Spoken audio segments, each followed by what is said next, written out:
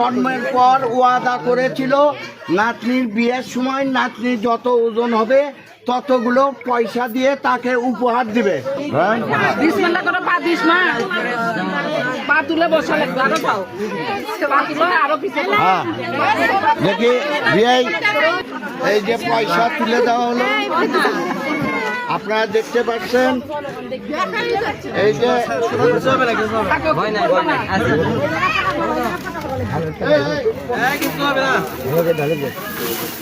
এই যে পয়সা ঢালা হচ্ছে, আপনারা দেখেন ভাইরা। নাইমার নানা নাইমার জন্য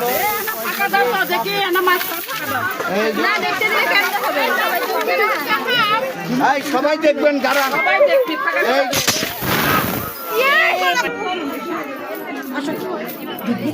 থাকো থাকো